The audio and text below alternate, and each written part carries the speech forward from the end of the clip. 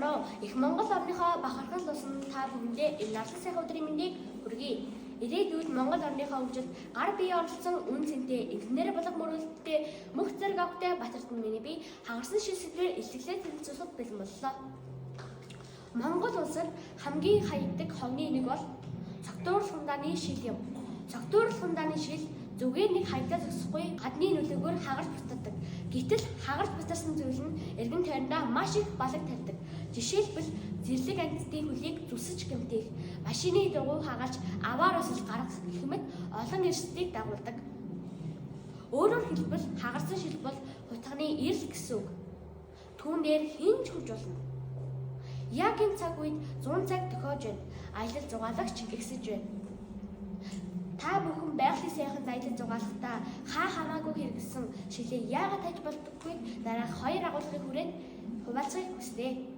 Миний эхний агуулга бол хагарсан шил байгалийн экосистемд сөргөөр нөлөөлдөг. Шилийг эсээр идэгч байгальд маш урт хугацааны дараа шингэдэг. Манай ангийн нэг хүүхэд ойр хөвчөд аяллаар явж байгаад цогоогийн хүлэн шилэн зүсэгдэж цус алдсан байдалтай байхыг олж хараад өрөвдөн аврах гэж байгаад өөрийнхөө гарыг зүсчихсэн гэж яаж байхыг би сонсч байсан. Миний хувьд ч гадаа тоглож байгаад өөрийнхөө гарыг зүсч байсан тохиол байдаг. Тиймээс тэний санаанд байсан шил хэнийг ч гэмтээж болох юм шүү гэдгийг хэлэх гэсэн юм. Хүмүүс бид байгальд шилээ хаяхгүй байхад л энэ олон асуудал үүсэхгүй гэсэн үг шүү дээ.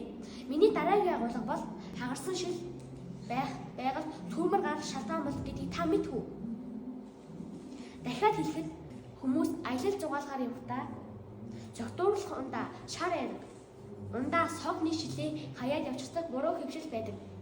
Гэвтэл таны үлдээсэн шилэн дээр удаан хугацааны нарны туяа тусаж гал асах боломжтой байдаг байна. Би пицгийн хичээл дээрээ нарны туяа ашиглан хуурай ус натууд байгаа бичлэгийг үзэж байсан юм.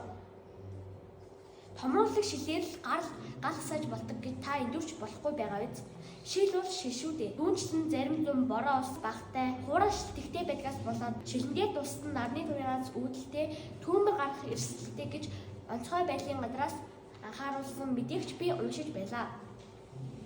Тиймээс аялал зугаалгаар явахдаа шил огт хаяхгүй байхыг уриалж байна.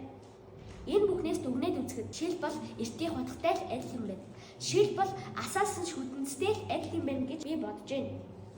Тиймээс шилээ хээр хөдөө хаяхгүй байх нь чухал юм байна гэдгийг хэлсэн юм. Анхаарал хандуулсанд баярлалаа.